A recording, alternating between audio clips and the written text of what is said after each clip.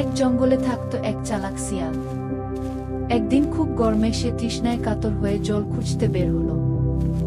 অনেক দূর হাঁটার পর সে একটা গভীর কুঁজো দেখতে পেল। কুঁজোর ভেতরে ঠান্ডা পরিষ্কার জল, কিন্তু কুঁজোটা ছিল খুব গভীর। শিয়াল বুঝল সরাসরি নামলে আর উঠতে পারবে না। তখন তার মাথায় বুদ্ধি এলো। সে জোরে জোরে বলতে লাগল, আহা, এই জল কত মিষ্টি! কেউ যদি আসতো, একসঙ্গে জল খেতে কত মজা হতো। এই কথা শুনে এক ছাগল সেখানে এসে পড়ল। ছাগল জিজ্ঞেস করল, সত্যি কি জল এত ভালো? শিয়াল বলল, একদম, তুমিও নামো, দুজনে মিলে খাই।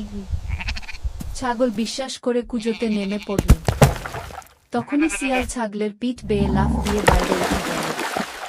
ছাগল কুঁজোর ভেতরেই আটকে পড়ল। বেরিয়ে যেতে যেতে শিয়াল বলল, বন্ধু, বুদ্ধি ছাড়া বিশ্বাস করাই বিপদ।